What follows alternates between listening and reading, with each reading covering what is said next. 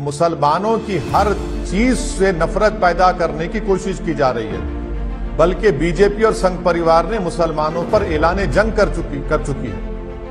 आप बगैर किसी को नोटिस दिए किसी का डेमोलिशन नहीं कर सकते। आप ये Delhi municipal corporation act 1957 section 343 कहता है, चाहे वो असद की दुकान हो या हमारे गुप्ता साहब की दुकान हो, आप कौन होते तय करने वाले? क्या अप्रैल 20 को बीजेपी दिल्ली के चीफ ने लेटर नहीं लिखा कि ये पत्थरबाज हैं, इन लोगों ने इस तरह का काम किया है, इनके कारोबार को, इनकी दुकानों को, घरों को तोड़ दिया जाए? वो लेटर लिखा उन्होंने। यूनियन गवर्नमेंट की ministry of housing and urban affairs की रिपोर्ट आपके सामने रख रहा हूं कि उन्होंने कहा 2019 में कि दिल्ली में 1797 अनऑथराइज्ड कॉलोनीज है। मैं चैलेंज कर रहा हूं जनाब अमित शाह को और वो कंसर्न मिनिस्टर को कि क्या वो सैनिक फार्म्स को, छतरपुर एनक्लेव को और आपके वसंत कुंज एनक्लेव को तोड़ेंगे? 1797 अनऑथराइज्ड कॉलोनीज तोड़िए ना। आप कौन कह रहा है आपको नहीं तोड़ने के? तोड़ के दिखाइए, क्योंकि वो अमीरों के महल हैं। आप गरीबों की झोपड़ी, गरीबों के रोजी रोटी को बर्बाद करेंगे, मगर अमीरों के महलों को कभी आंच आने नहीं देंगे आप।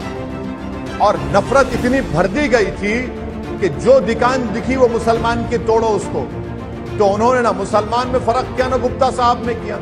अब गुप्ता साहब सुप्रीम कोर्ट गए, बताना पड़ेगा मोदी सरकार को सुप्रीम कोर्ट में गुप्ता साहब को और जितने वहां पर गरीबों की दुकानों को आपने तोड़ दिया, ज्यादातर मुसलमानों की थी, आपने क्या नोटिस दिया उनको?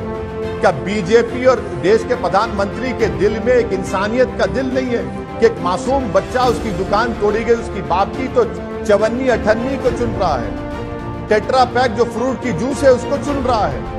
एक औरत पुकार कर कह रही है कि भैया मेरे बच्चों की पढ़ाई इससे होती है। एक घर है जिसका स्टेयरकेस आपने तोड़ दिया, ऊपर 8 लोग घर में बैठे हैं। ये आपकी इंसानियत है, ये आपकी गरीबों से मोहब्बत है। जहां पर मंदिर के सामने इलीगल एंक्रोचमेंट था तो मंदिर के जिम्मेदारों को कहा गया कि बुलडोजर नहीं आएगा, आप निकाल दीजिए। और मस्जिद के सामने था तो आपने बुलडोजर लगाकर तोड़ दिया, जिसका आपने अभी जिक्र किया। हम वहां पर गए थे उस मस्जिद में, वहां पर एक खबर थी, खबर को आपने डिमोलिश कर दिया। खबर के सामने एक मंदिर थी, माशाल्लाह से आज भी इंटैक्ट है वो। इसीलिए तो मैं कह रहा हूं कि बीजेपी मुसलमानों पर एक जंग का ऐलान कर चुकी है और कलेक्टिव पनिशमेंट देना चाहती है मुसलमानों को। तो ना सिर्फ बीजेपी बल्कि दिल्ली का वो मुख्यमंत्री जो आजकल मौन व्रत पर बैठा है, उसकी भी जिम्मेदारी है कि उसने तो यह कह दिया कि वो इलाके में बांग्लादेशी और रोहिंग्या रहते हैं।